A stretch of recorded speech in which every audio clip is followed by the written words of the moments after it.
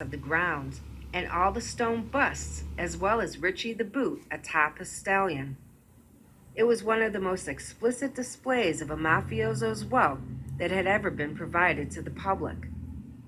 This was shortly before the release of the first Godfather film from Hollywood. It was an eye-opener of truly what the public perceived the mafia to be. Toward the back of this massive compound, supposedly, was a deep pit set in the woods where he would lure his murder victims. Once there, it was said that he and his underworld minions would do their dirty business and go about murdering his victims by various methods, sometimes cutting up their bodies, both before and after killing them.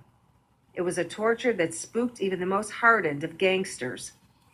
The bodies of these unfortunates were then said to have been thrown into the pit and doused with gasoline, lit on fire, and their bodies and any subsequent evidence thereby destroyed.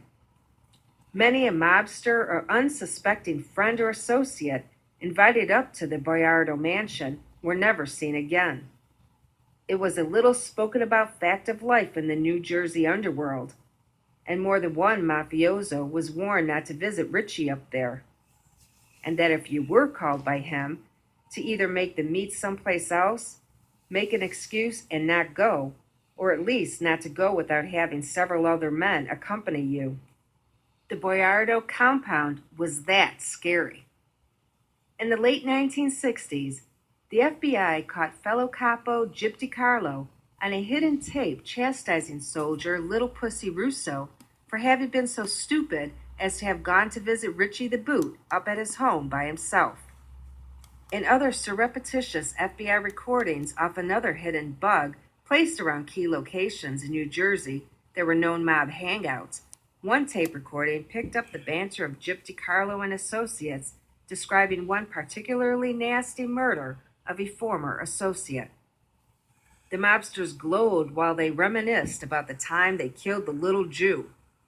Tony Boy reminded the crowd, "How about the time we hit the little Jew?" One of the others, caught on tape, recounted, "As little as they were, they struggle." Then Tony Boy described the scene. The Boot hit him with a hammer.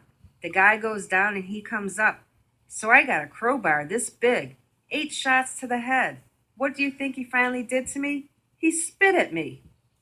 In a second tape, the mafiosi recall with laughter the time they locked another victim in an automobile trunk and then set it ablaze. He must have burned like a bastard, they surmised.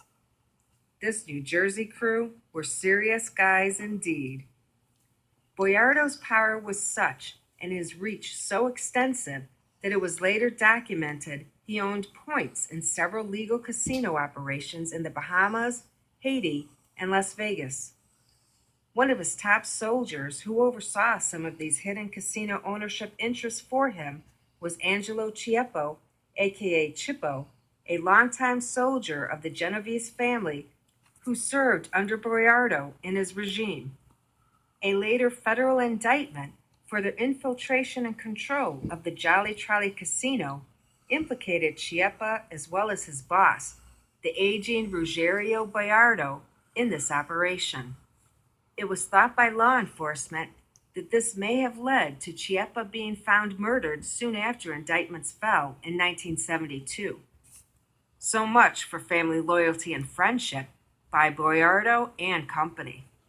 Richie's beloved son, Tony Boy Boiardo, ostensibly owned the Valentine Electric Company that was later implicated in the huge corruption scandal with Democratic Mayor Adonizio and others. It was charged that Valentine had been awarded millions of dollars in government contracts through bribery, kickbacks, and other illegal acts. Adonizio, a 2-term mayor from 1962 to 1970, and a former U.S. congressman for 13 years, starting in 1949 before that, became the poster boy for New Jersey's pervasive corruption. The house of cards came tumbling down. In 1969, Adonizio was indicted along with 9 other top city officials. Soon, another 5 city officials joined them, being charged with receiving kickbacks from mob-connected contractors and mafiosi. In 1970, He and 4 others were found guilty on 64 counts of conspiracy, grand larceny, and extortion.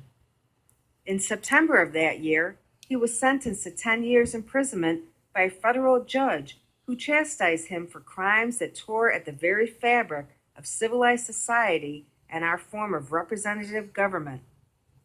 Boiardo was at the very center, though hidden, behind it all. He was, by and large, the puppeteer in control of much of northern New Jersey's organized crime and resultant corruption. It was said that Boiardo had become so powerful that in his time he held dozens of politicians of varying worth in his side pocket, like so many nickels, dimes, and quarters. Boiardo was said to have been instrumental in first helping Adonizio win the 1962 mayoral race, which in turn obligated Huey to comply with his capo's every request.